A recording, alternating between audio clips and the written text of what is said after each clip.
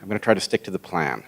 The plan is to address the question, is the left eating itself? And I think there are a couple of ways that we can answer this question. One is yes. Another would be, yes, of course it is. I mean, that may be my lived experience speaking here, but it seems so transparently obvious that that is what is going on that I feel inclined really to move on to the more interesting question, which is why is the left eating itself? But that does mean that I have to address some of what's been said here.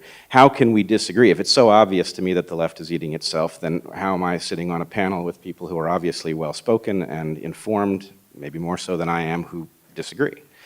And I think in part it's going to come down to definitions, which could be a very semantic, dry discussion were it not for the reason that the definitions are in flux. And so I think we should probably get there soon enough.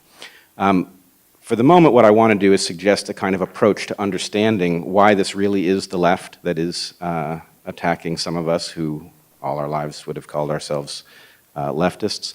And the first thing I would suggest is that we may have a basic problem with the game theory of progressivism.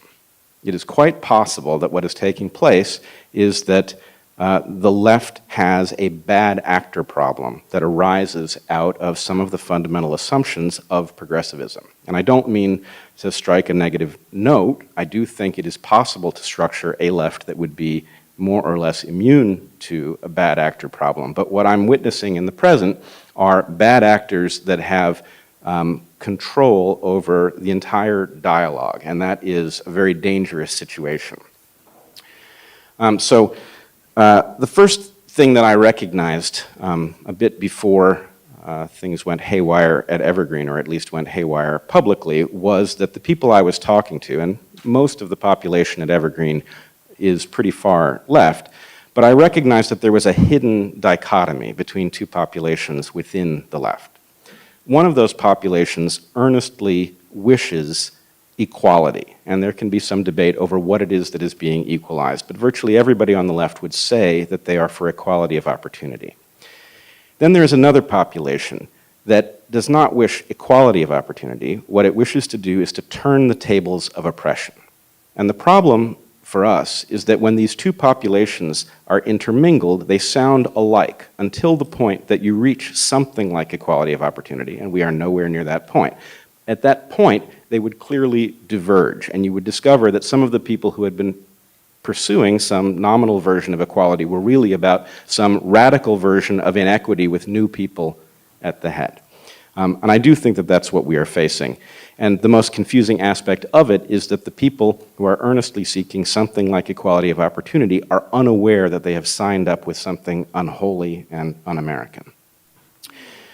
One of the consequences of this dichotomy, the bad actors having taken control of the movement, is that they have begun to erect structures that lead a lot of people to sign up before they really know what it is that they're signing up for. So you'll find across the dialogue of the left at the moment, you'll find words that once upon a time had a definition that you might have struggled a little bit to resurrect it, but you could have figured out what words like equity probably meant. And those words have taken on very different meanings in the present. And they're actually part of a larger structure. So we have what I would call linguistic booby traps. We have policy proposals on college campuses and elsewhere that are actually Trojan horses that are described as pursuing one thing but actually serve a function other than the one that is on the title page. And then we have stigma that is playing an incentivizing role, or actually more correctly, a disincentivizing role. So people like myself who stand up against policy proposals that put my institution in jeopardy find ourselves faced with a social penalty for having done so. And it seems funny in my case. They came after me with the accusation that I was a racist, and then it turned out that there were a lot of people who could tell you that wasn't true, so it backfired on them a bit. But in fact, none of these stigmatizing concepts really depends on being accurate. The most important thing that they do is they isolate you. And that is a means to an end. These are not logical arguments that are being deployed. This is leverage that is being wielded against individuals that are considered troubling from the point of view of the movement.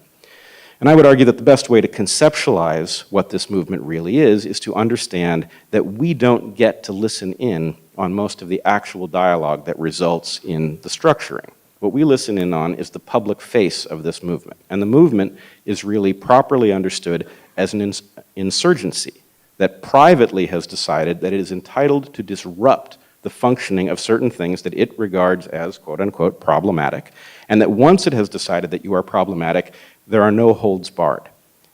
If you recognize it as an insurgency and you stop listening to what it says it is attempting to accomplish, it will be much clearer what is taking place.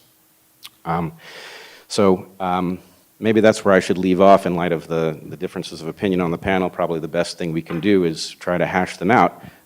But please consider thinking about this as an insurgency engaged in an action that it understands far better than those of us who are looking on from the sidelines. Thank you, Bret.